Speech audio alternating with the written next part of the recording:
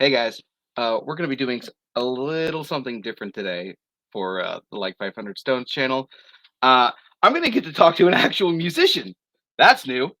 Uh, so with me today, I have a good friend of mine. I've known her for a long time, and I'm a huge fan of her music. I have Radick with us today. She released her eponymous EP slash album uh, last year. I highly recommend it. There's 8 tracks on here. Uh, but you're probably already annoyed with just hearing me talk. Let's bring Ray in. Hey Ray, how's it going? I'm well, how are you? I'm very well, thanks. Thank you so much for agreeing to do this with me. As I was saying with you before we started recording, it's nice to actually talk to a real musician about their work instead of what I Mhm. normally do on this show is judge other musicians for their work. Um, but it's great to have you on. How are you doing today? I'm doing very well. Thank you so much for having me. I've known you for a while. I love our discussions. I love how geeked out we both get. So I am ready for this. Okay. Well, I'm glad to hear that. So I don't want to kind of bore you as well as our listeners with the questions that I think most artists traditionally get. Mhm. So let's kind of get those off the table to begin with. First, one thing I want to ask you is how do you describe your sound? That's always such an interesting question because I truly think that everybody hears things differently. So when I say, like, I'm a combination of Fleetwood Mac and um, Shania Twain and Maren Morris, that means something different to everyone. So that's kind of basically how I describe my sound. I'll say when I say Fleetwood Mac, I mean the classic sound. When you think of Go Your Own Way, when you think of Dreams, they're songs that are going to last forever. It's just a classic sound, classic chord progressions, and it's a live band. So I kind of take that element from Fleetwood Mac. And then when I usually name drop Shania Twain, what I mean by that is she is both country and pop. She is wonderful. She's eclectic enough, she's talented enough where her songs can be played on both radios. So that's what I mean when I say Shania Twain. And when I say Maren Morris or even Miranda Lambert, again, it's the grassroots. It's the I sing about truthful, important things. Sometimes it's really, really vulnerable. Sometimes it's just nice and fun. Miranda Lambert can get a little feisty, and I will say sometimes I can too. So sometimes I'll name drop her as well. But I would say with all of those combined, that's basically the best way that I could describe my music, according to me. Yeah, and you encompassed like a lot of different generations and decades and eras of music with that.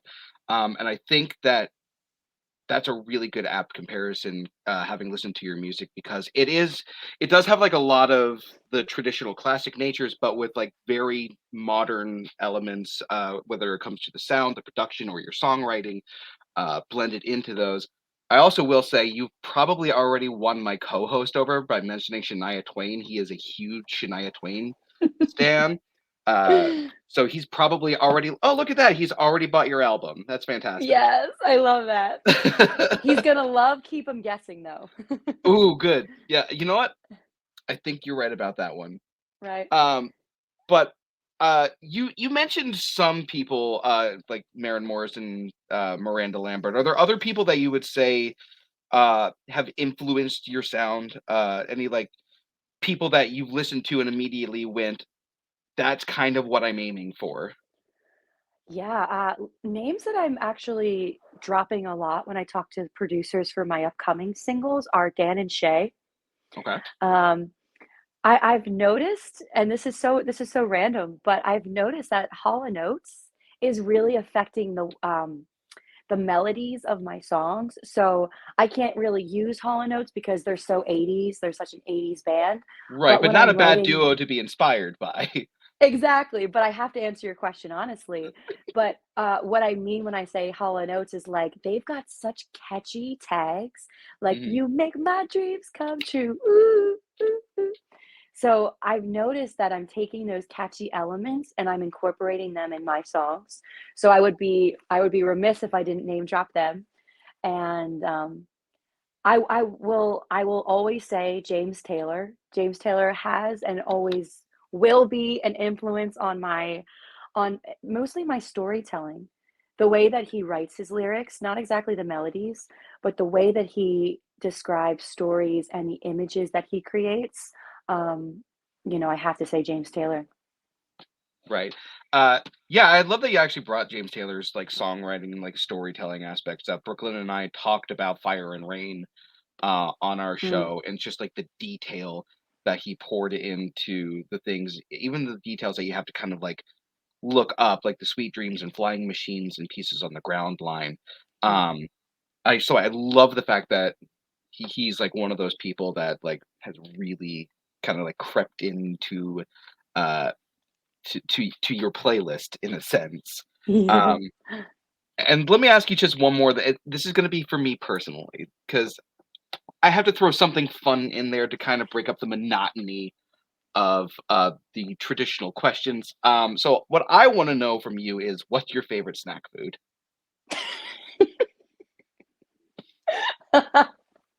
I love this question. My absolute favorite snack is bananas and peanut butter. Really, bananas and peanut butter. That just gets me going. I love taking a banana, getting a spoon, like a teaspoon of peanut butter, and just pop, pop, pop. Ooh, it's the best. So basically, it's the Elvis, but just without like the giant hunk of bread. All right. Well, Yeah. once again, my co-host Brooklyn is probably listening in on this right now. He's like a food guy. He cooks all the time. So he's probably gonna like create something around that just for you and call it the Ray Radick. Hopefully That's later on down amazing. the line. So far, I'm 2 for 2 with Brooklyn, so I'm there. But now that we've gotten through all the traditional fluff, which you did not mention with your peanut butter, let's get to the meat and potatoes. More food stuff.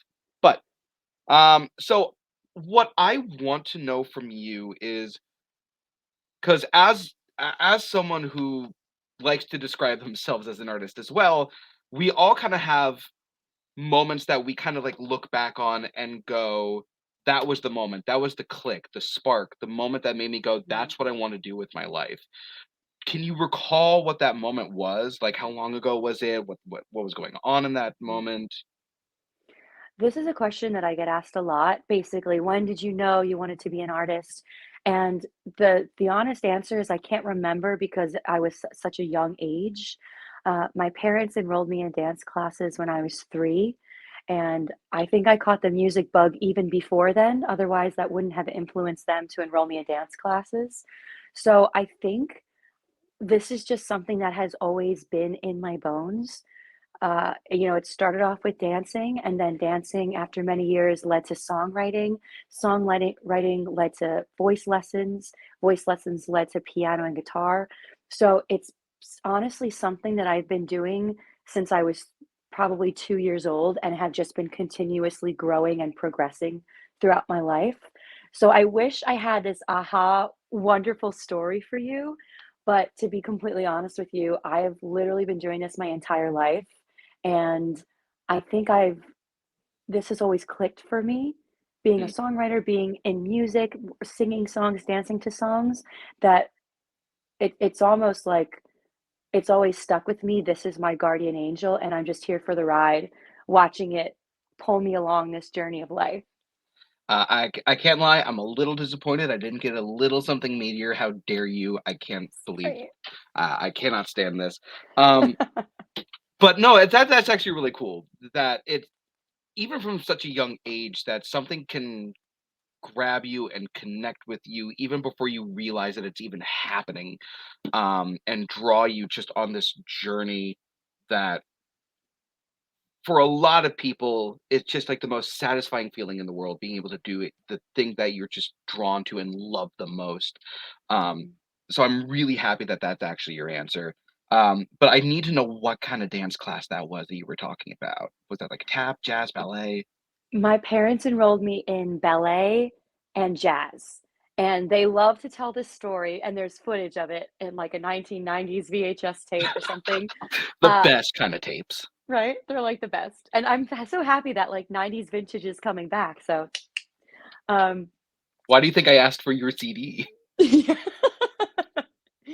Um, they have footage of me, we were doing a song called "Me and My Teddy Bear," and, there's, like, maybe 6 of us in the class, and we had to stand in a line, and we hug our teddy bears, and we do "Me and my teddy bear," and I guess the girl who was next to me, she was way too close in my personal space, and I pushed her at the dance recital. I pushed her, and I was like, "You stand there, I'm here."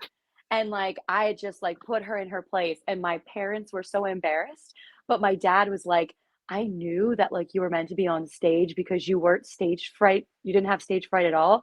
Instead, you were, like, being a leader to the other girls." And I was like, "Okay." So, I mean, that's a story for you. So let's just have this be a warning to any dancers that you hire in the future to not move into your limelight because they will get moved. You know Uh, what it is? It's not I don't even care, like, it's not an ego thing of, like, staying in my limelight. It's a matter of, like, there's certain X's on the stage of, like, "Hey, this is where the mic stand goes." There's, like, what are they called? Spikes. Marks. Oh Yeah, yeah. there's spikes, there's marks on the stage.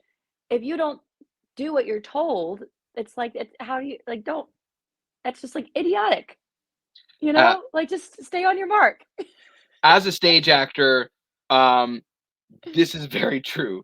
The way that Right? they are purposely like placing those lights, it is a complex puzzle that if you mess up, if you're even inch off of your mark, half of your face is just in complete darkness. So Yes. uh but I want to move on just real quick. So a as I've kind of alluded to before, we met in college, but you were ahead of me, like, by a year, but you were a musical theater major. And I wanna ask you, is there anything that you think that you learned in your time there that improved, your music and songwriting abilities? Is there any classes or anything that you learned in particular? Is there anything that strengthened you as a singer-songwriter? Acting. I give most of my credit to acting. My entire life before college, before musical theater, I was just a dancer. I sung songs, I played instruments, and I wrote songs, but, I was just they were just very mediocre. And then I would once I disagree with really that.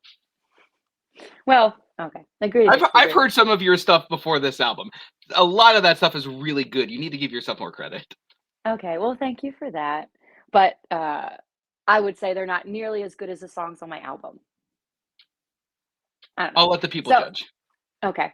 Everybody can write in and tell me what you like. DM me. We'll see who wins this battle.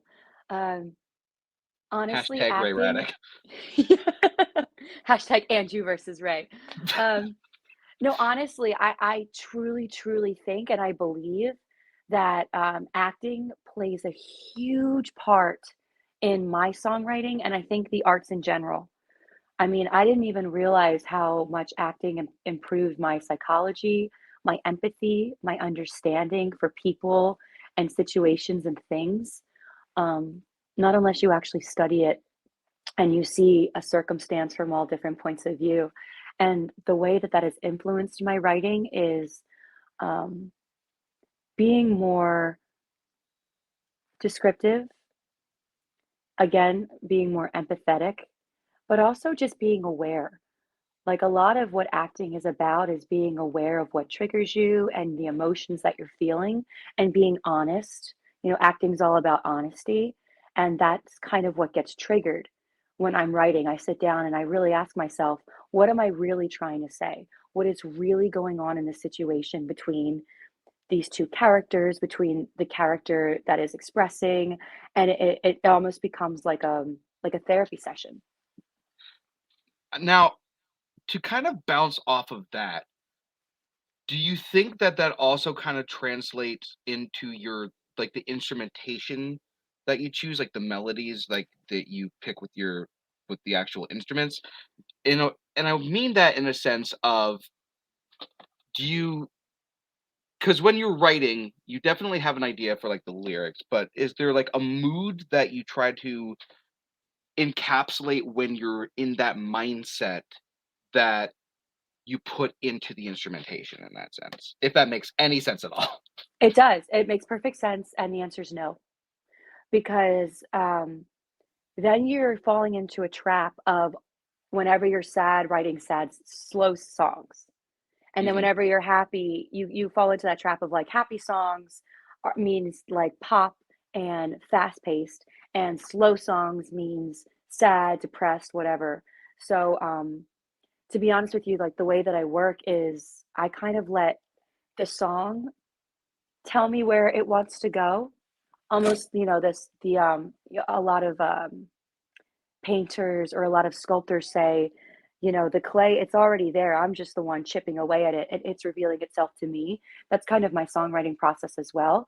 And then when it does come to the tempo or when it does come to the instrumentation, um, I actually don't let that get affected by the lyrics. mhm, It's a little bit more instinctual.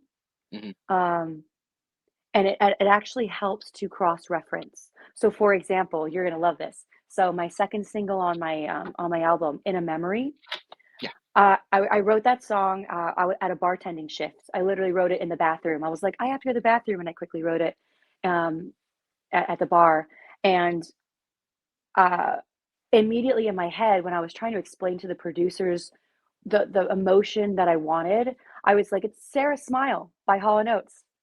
I was like, when you listen to Sarah Smile, they've got that, like, guitar riff, and it's very, like, sexy and, like, groovy, and that was the way that I kind of explained to the producers how I wanted that to unfold.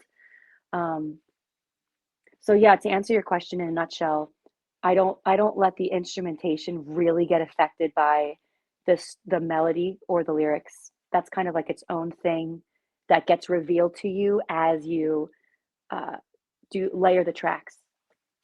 So, you mentioned something, and I need to go back to it. It's just for, like, a little bit of time because I know that we probably have, like, a very limited amount. Mhm. Um, you said that when writing in a memory, you wrote it in the bathroom, and I need to know if you got like, the inspiration came before that moment and you were like, "Hey, guys, can I just take a break? I need to go." Or were you Mhm. or were you actually, like, like, washing your hands or something when the song, No. it, like, came into your head? No, I actually have the napkins that I wrote it on.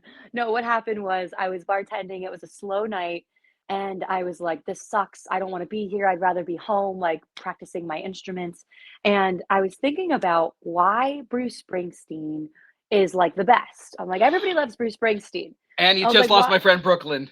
I know, and He's I the was like, one "Why is." person who doesn't. Yeah, but, like, I mean, he's a hit and miss for me, but that's another story, but I was thinking about why he's so popular, and I realized, like, "Oh, okay, so Bruce, he's very descriptive in his images," and I was like, "Okay, that's interesting," and then out of nowhere, I'm standing there, and, like, "How I wish, how I miss, how I once loved you," came into my head, and I was like, "Oh, that's cool, that's, like, a cool thing." And then immediately after that, it was, "He leaves tonight on that red-eye flight." And I was like, "Ooh, that's descriptive. Bruce would have liked that." And I was like, "Oh, I'm in the zone." And I was like, "I gotta go to the bathroom," 'cause I couldn't write it down in the middle of, like, the shift. And I was like, "Guys, I'll be right back. I have to go to the bathroom." So I quickly, like, grabbed some napkins.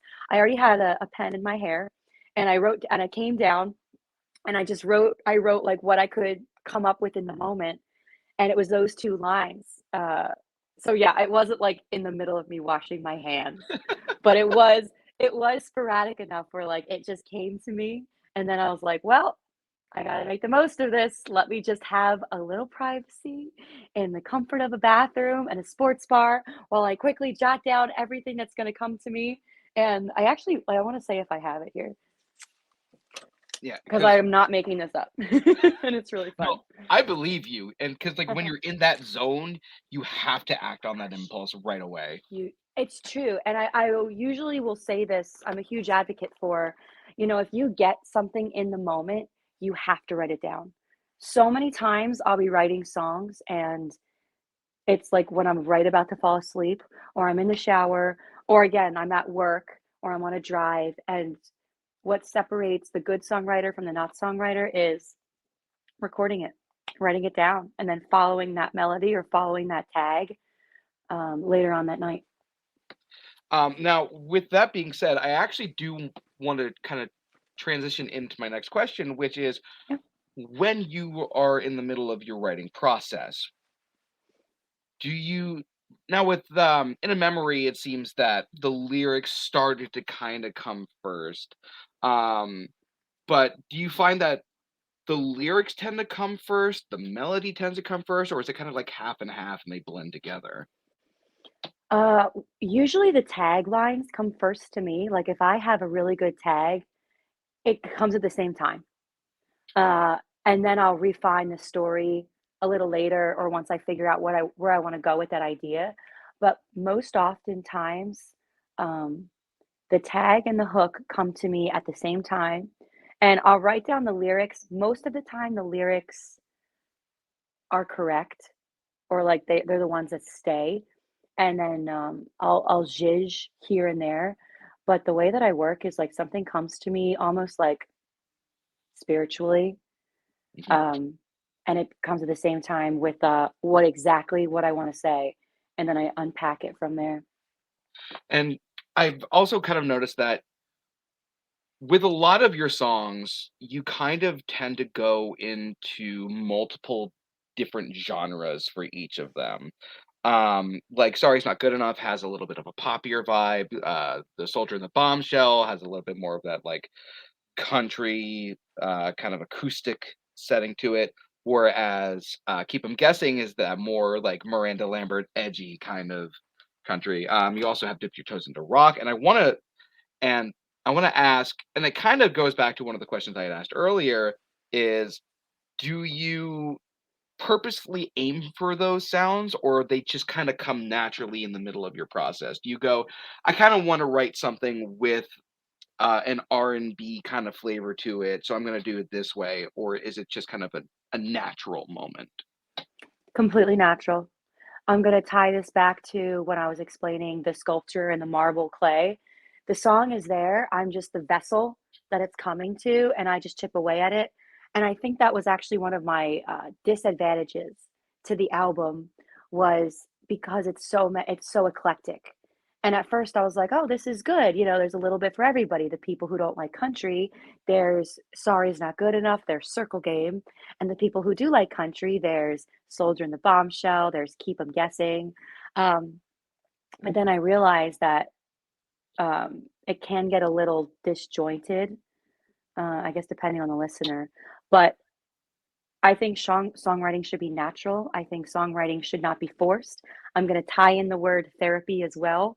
So I don't think uh, I don't think it's good, and it doesn't work. It doesn't feel good for me to force a melody that is coming to me spiritually and naturally and organically to try and fit it into a box of like, well, I'm a country artist, so therefore this has to be country.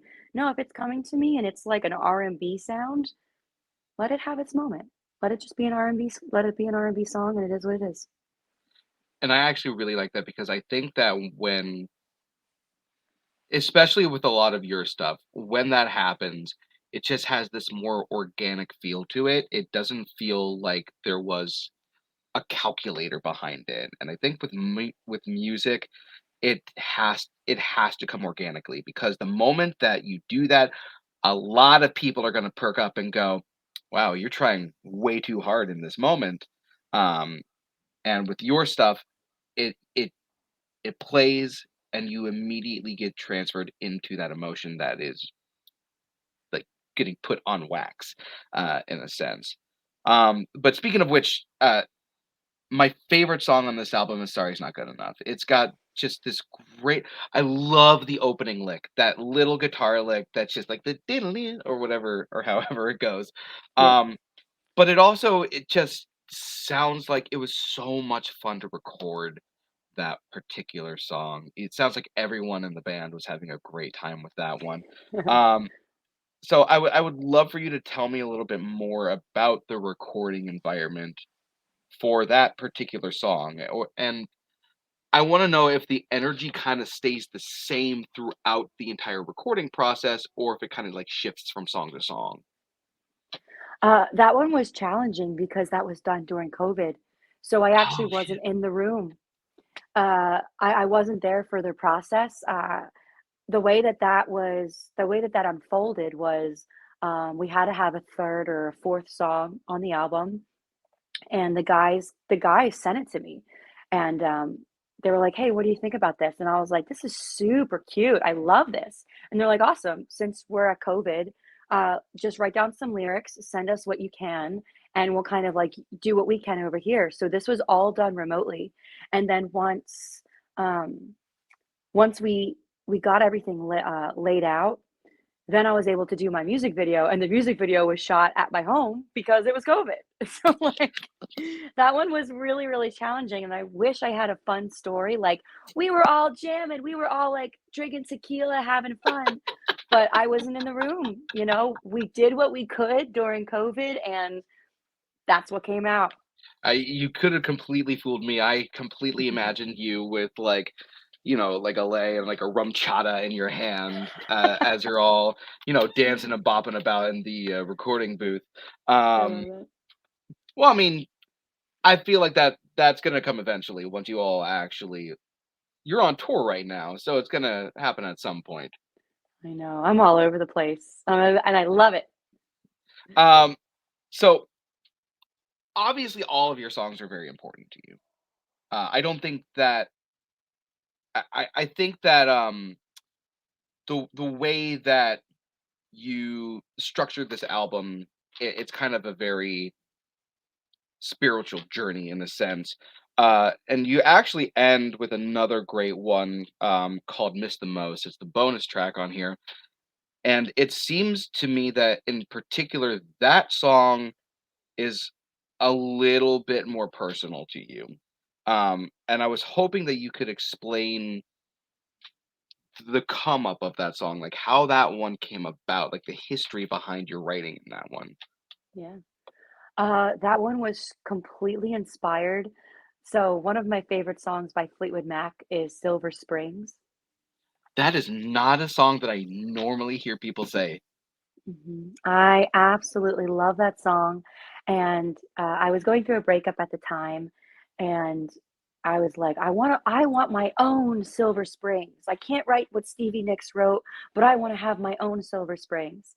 And I kinda sparked I guess I sparked some vibration in my soul, and then a couple days later, maybe even like a week later, again, most of the songs that I write just flow. Like they just come to me.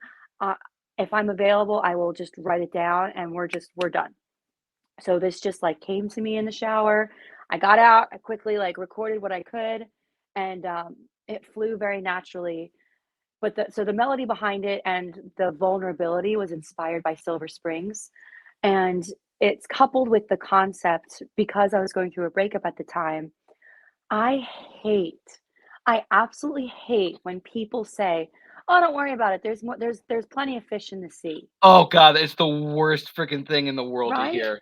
I hate that. And like I know so my ex-boyfriend and I, we had a lot of the same friends, and I knew they were telling him that because that's what they were telling me. Don't worry about it. There's a lot of plenty of fish in the sea. I have And I definitely would said that to other people as well, and I am completely guilty of it, and every single time I'm like, "Yeah, that wasn't the right thing to say." Right? And, like, I truly think that's the worst thing you could say because everyone is so unique.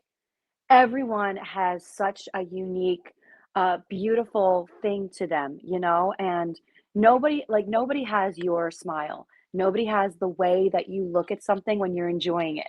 Oh, oh, You that know, general nobody term. know no, yeah, it's true though. Like I'm speaking to you. I'm speaking to you. Nobody has that warmth that you, Andrew Barr, exude onto people. And these are very specific things that are customary to you. So, and everyone, like I said, is a unique creature. So there is not plenty of fish in the sea. And I kind of wrote it from my point of view, like, good luck, buddy. There's no one who has my eyes. There's no one who has my smile. There's no one that is going to be as as much of a cheerleader as I was for you. So good luck. Good luck with that philosophy. So like there's that little grit to it, admittedly. But yeah, that's kind of missed the most. And it's funny that you like it because I never perform it live Really? because I never perform it. I might have performed it live once and it was because I needed to fill time. But I think it's such a downer. I don't think people actually want to hear that. So I don't really play it. Well, if I'm gonna be completely honest with you, a lot of musicians hated songs that were incredible. Um, so I personally think that it's one of your best ones. Like that melody is instantly catchy. Like the moment that the chorus comes in, I know every note of that song, and the build in that song, like the instrumentation, the swell that kind of like slowly builds up towards this like almost crescendo towards like the last half of the song. It's just so well crafted and incredibly beautiful to listen to. So Thank you. you're welcome. You That's need so to know great. that. Thank Uh, you. you're Shout out to welcome. Stevie Nicks. In Shout the out bridge, Stevie I Nicks. say, in the bridge, I think I say, "The witch who stole your heart," and that's honestly that's my wink moment. That's my wink moment of like Stevie Nicks, girl, like you inspired this. I can't believe I missed that until now. I Um, don't say bitch, I say W. It's not a you B, say it's a which? Yeah, W. yeah, yeah.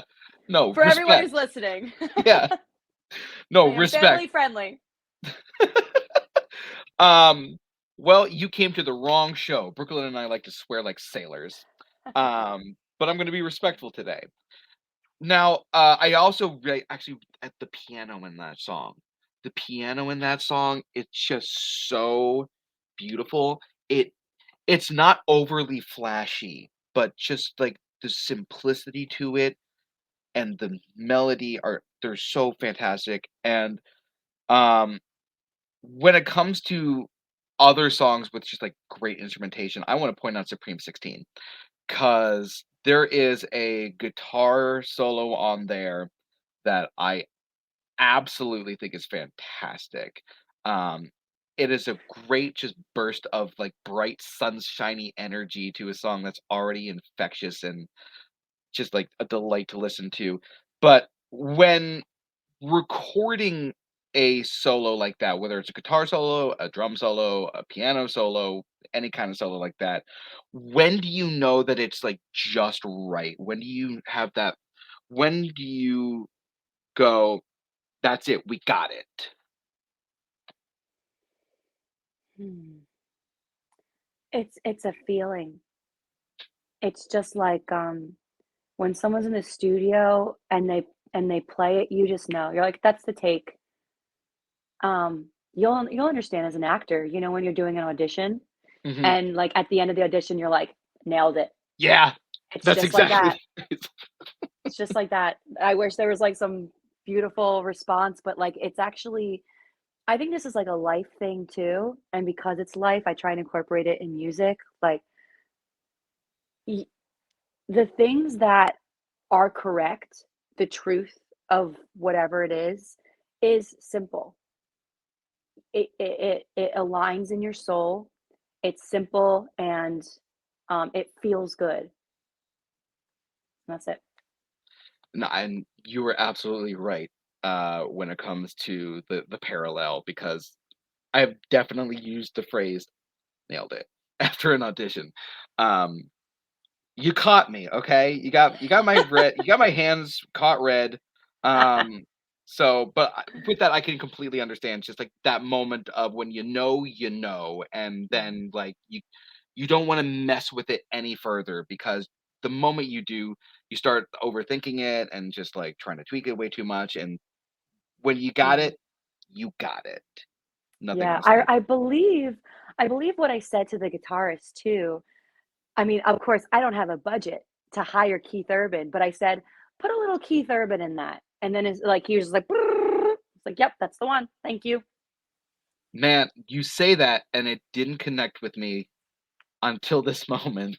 You're welcome. Um, I love like early Keith Urban, which is like so great. Stupid I Boy. know.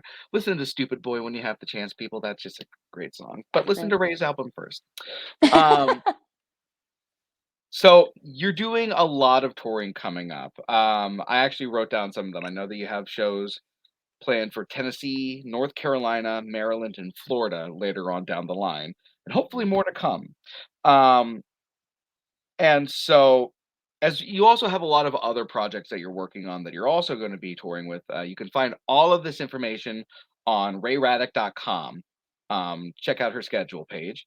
But I want to know, do you have any favorite experiences on the road that make some of these long trips even more special? Moments where it, it just kind of like lit up the entire day for you. It's after the shows when fans come up to you. That's the only time that you really feel validated. You really feel like you're connecting with people. You really feel like you're putting out good work because anyone can be in a restaurant or anyone can be at a festival and sit and listen to you with a beer in their hand. And like it means nothing, you know, like they're just passing time. It's going in one ear, it's going out the other. But when people come up to you after your show and say, miss the most, wow, like, that really got me. Or, for me, I get a lot of little girls.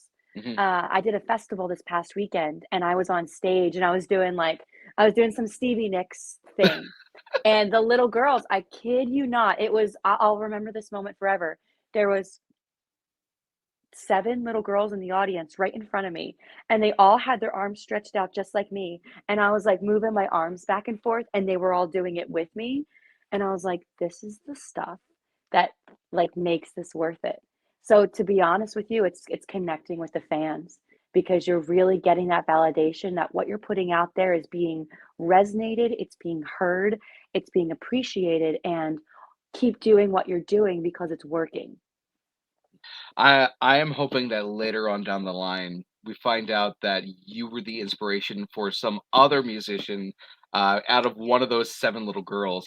Uh, well, I'll be watching some interview in, like, 60 Minutes with some, like, mega talented star after you've already had, like, all of your, like, diamond selling albums, and just be like, I caught Ray Radick when she was just starting out, and she really sparked my love of and career for music. Um, so I cannot wait to watch that interview. Because that in that moment I'll be like, she's got it. She's got it.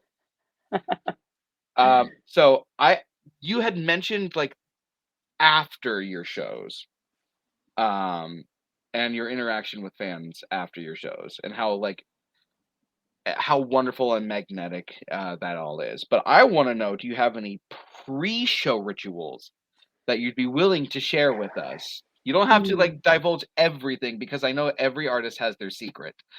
But is there anything before you go on stage that you do in order to either like calm the nerves or get prepared or pumped or anything like that?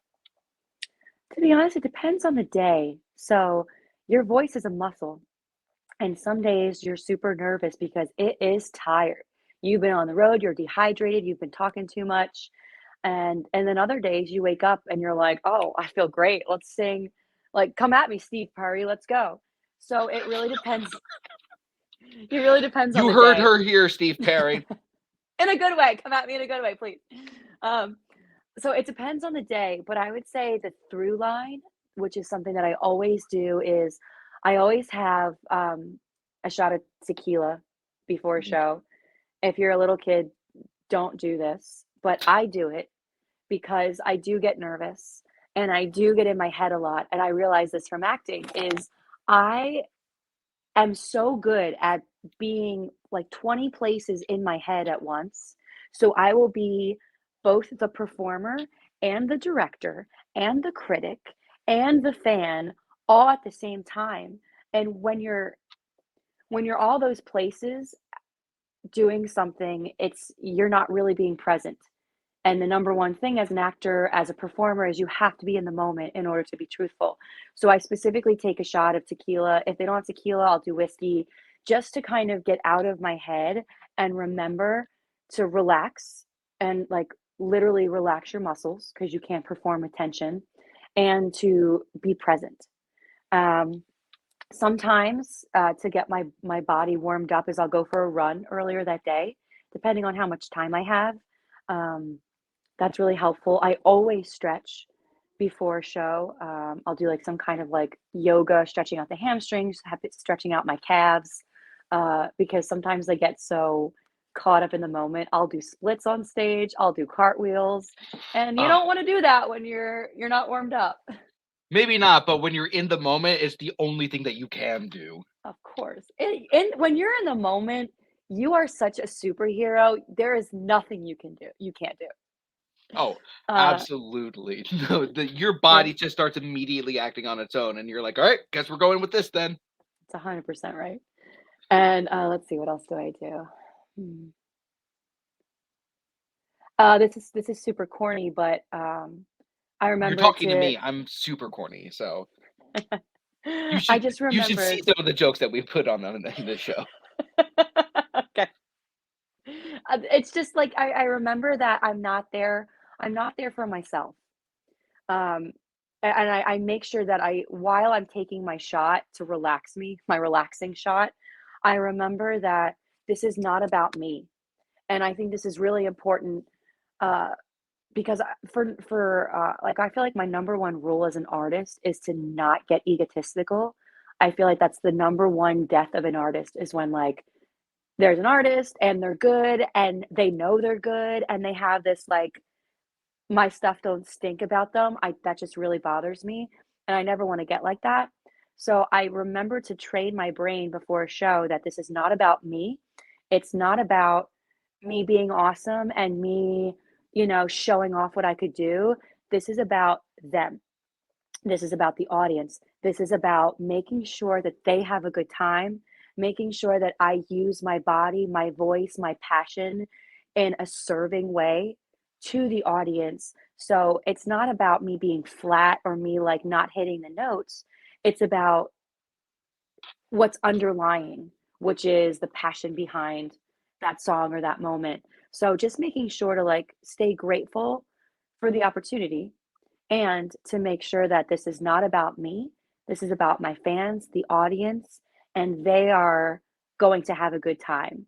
And hopefully, I'm the vessel that helps them get there, but it's not all about me and the band.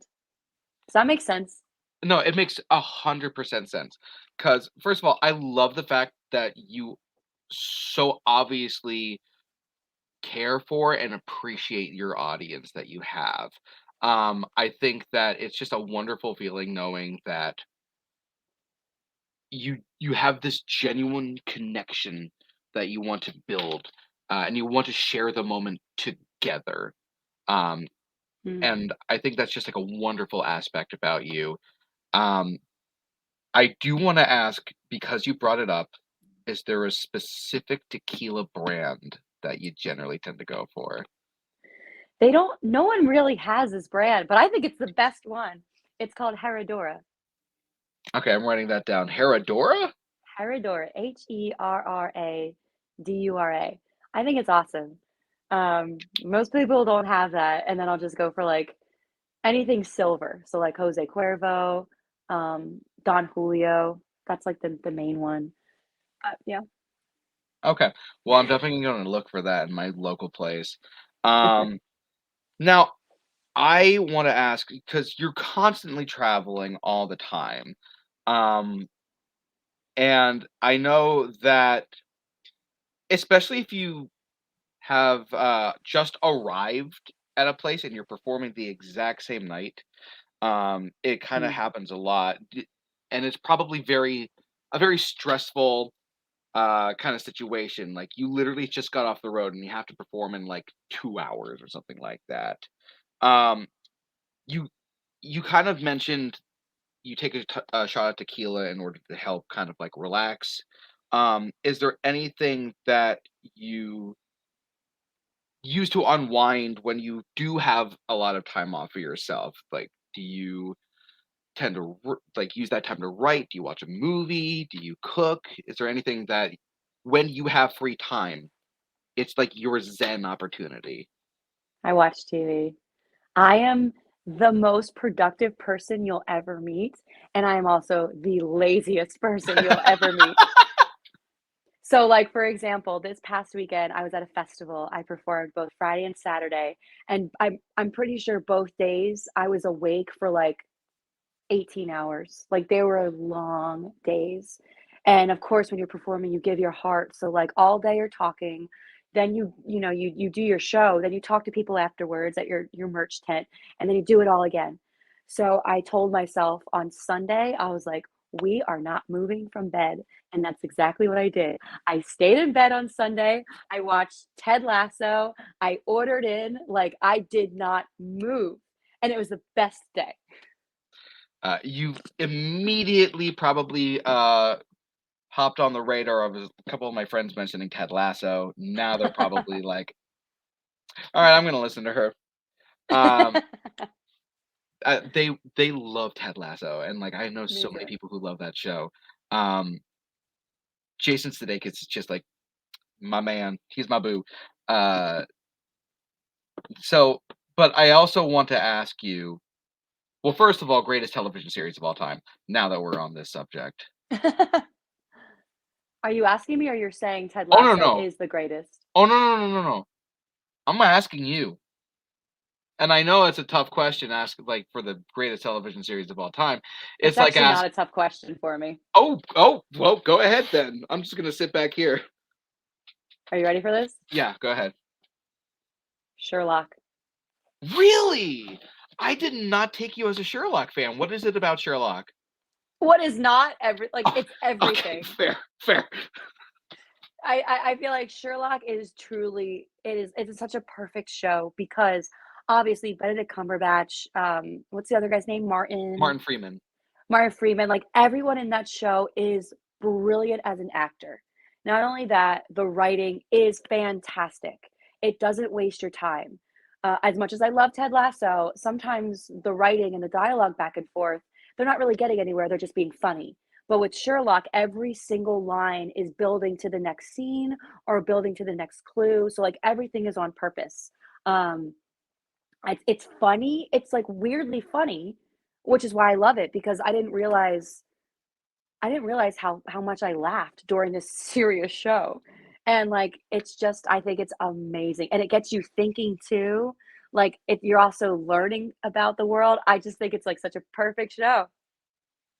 All right. Well, I have another friend who told me I have to watch it. I've seen the pilot, um, Please which watch is it. really good. So I'm guessing I'm have to deep dive into the rest of it. Um, God, the pressure is killing me. All right, Um, but when you're not sitting at home watching Sherlock and you're on the road, um, I want to talk to you about your equipment, specifically your instruments, like the ones that you actually play. Um, I'm wondering is are there specific instruments? And I don't mean like what type of instruments. I mean like specific like models or ones that you just kind of like see in a music store that the moment you see them, you go, That one. I have to play that one." Are there instruments that have that aura to you? Or is it just kind of one of those things like, "Oh, that one, I'll play whatever one you throw at my way." that's a really good question. Um, it has to please me aesthetically, so the one that I'm playing now, which is the Gibson Songwriter, I call it Songbird, but it's called the Gibson Songwriter. I mean, let's be honest, you're a Fleetwood Mac fan. Of course, Songbird was gonna kind of come up I there. know. I always have to stop myself. So there's that one, and then the Fender Telecaster that I play as well. Both of them I was immediately attracted to visually. Like on the Telecaster that I have, there's this beautiful leather rose. Like who sees that? So aesthetically, it has to please me. And then You mean the other, this one? that's the one. Yeah, I kind of Oh, figured look at as her. much. She's beautiful. Oh, I love her so much. But like a lot of guitarists or anyone who plays, it has to be you have to feel it. Like it's very strange, but guitars have like blood memory. And like Really? there are certain yeah, like there's certain guitars that you pick up and you're like, this is dark. Like there's a ghost in here. Like it doesn't feel right. And then there's other guitars that you pick up and you're like this feels like an extension of my arm, and I'm not letting go of this. And I will say, that happened to me with the Gibson. That's actually my friend's. So my one of my buddies, he was telling me I was telling him, I was like, "I wanna get a new guitar, but I don't know what I wanna get. I have 3 Taylors, and they're great, but I think I wanna level up to, like, a Gibson because Keith Urban plays Gibson, or Mm. maybe a Martin." So I was going back and forth, and he had, the songwriter.